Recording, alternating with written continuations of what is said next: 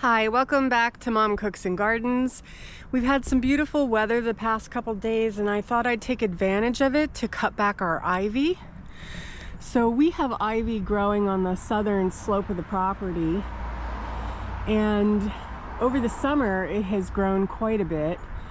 It was encompassing this North Star Camilla, and it was starting to impede upon our hostas. So I wanted to cut it back so in the spring we don't have that problem with it taking over. We spent a lot of energy and money to have this ivy cleared from this hillside, and we want to keep it that way. So you can see here I've already gone along this edge and made a nice clean cut. It'll give me several feet to work with, and when the growth returns in the spring, it tends to be very slow growing. So we'll only see a couple inches, but it'll help soften that hard edge. All right, so it's taken me about 25 minutes. And you can see here, I've cut a nice line down and uncovered that stump. It's kind of hard to show you. Let me try to get down. Maybe that'll work. But you can see here we've cut back about 2.5 feet. Giving us a nice clean line, and we've exposed that stump. I think I'm going to use a bird bath there. But our hostas have plenty of room to grow now. The ivy isn't on top of them. And I'll get you a shot from below. It's a little more clear to see. All right, so here we are from the bottom, and you can see here we've cut a nice line. It's going all the way up the hill there. We're a good 2 feet from that what is that? Camilla, the North Winter Star Camilla. And yeah, this will take a while to regrow. Probably toward the end of the summer it could use a good trimming. But yeah, I think it's going to look really nice, and we'll be able to get our mulch in there and give our hosta plenty of space to grow. And I'm going to keep on down there and cut up at least 2 or 3 feet above the hill so that we don't have like the new spring growth getting into our hydrangea.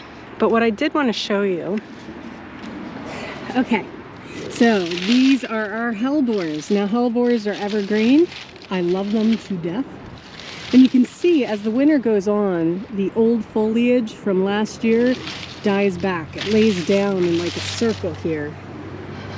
And in the center are the new growth. So here we are in January, and these are the new leaves coming up. And they're going to flower. So what I'm going to do is find my pruners that I lost.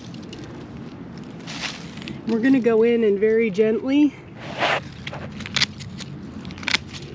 we're going to cut them back so as not to damage the new growth. There we go.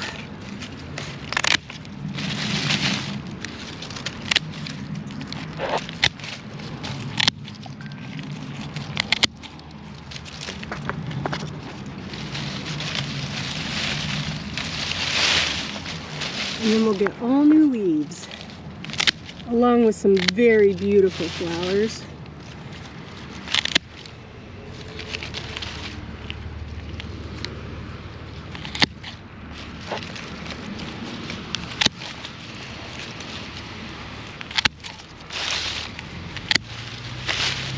I hate to cut them back till I see the buds,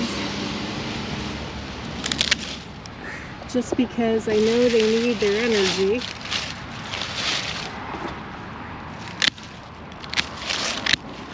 And we want them to have a very good bloom. So I'm going around, just cutting back all the old growth.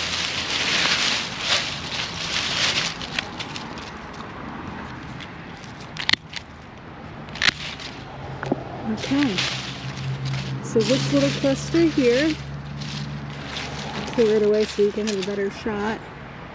This little cluster here is going to be our Hellebore this year. And probably in about a month we'll have some flowers. I'll come back out and show you. But I'm going to go ahead and clean up all these Hellebores here. This one you can see the little leaves in the center, the new leaves. Kind of hard to see with all this garbage. All the fall debris. But you can see right in here, old leaves, new growth. Looks like they have some frost burn or something going on there. I might trim that out. Hellebores are susceptible to certain diseases, so the fact that I see a little bit of black on this one has me a little worried, but I'm more inclined to think it's ice and cold damage. So hopefully, keep your fingers crossed. All right, so we're down here on the lower portion of the yard, and I'm gonna show you a nice view. See how we brought that line around? Now we're still leaving the ivy up there on the crest because this whole hillside has washed away under there. Eventually we'll cut back in there and clean this ivy out, but I kind of like the way it camouflages this problem area. But I do want to keep it from growing into the beds. So you see here, here's my hydrangea. The ivy is like 12 inches from it. And these tendrils that are under the leaves are coming out. Look at that. So that's what we're cutting back. And we're probably going to go at least to here. So we've got a nice flood cut we're going to put in. But I'm going to start over here in this corner, and we're going to cut away and try to make it look attractive. We know that there'll be some regrowth in the spring to soften any harsh edges, but we can't have it. We can't have what it's doing right now. Look at this. This is all new growth from last year. It's just all come down and standing on it.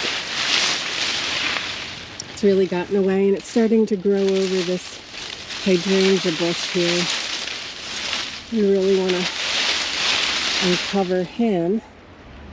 So I'm going to get started.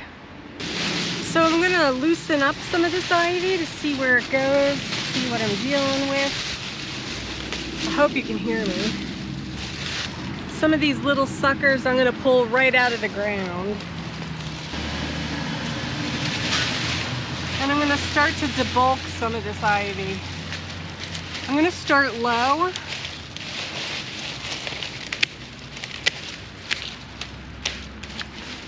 Because I don't want to be too harsh and open this up and have like an eyesore. It's kind of like when you cut bangs, you don't want a blunt cut. You want to kind of like cut up to give you like a wispy fringe, and that's what I'm looking for. And I want to make sure that I take my ivy and I dispose of it.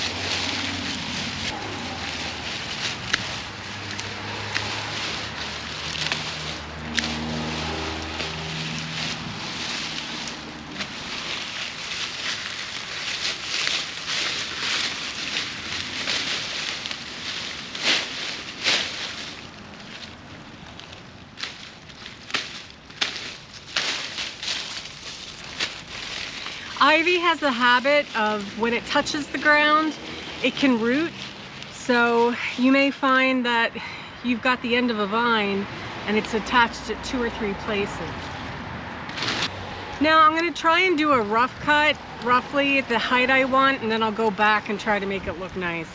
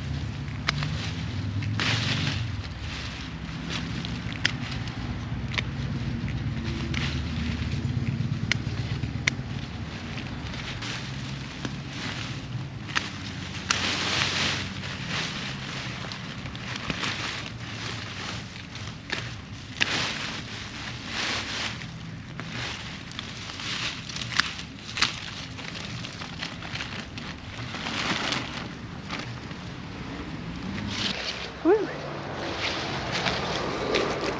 That really came away. So you can see there we got a nice cut. Okay, so I just finished trimming. You can see here I kind of gave a little mushroom top to that stump. Keep the ivy from growing down into the bed. And we did that cut about 3 feet away, 3.5 feet from all the shrubs. And then it heads on up the hill.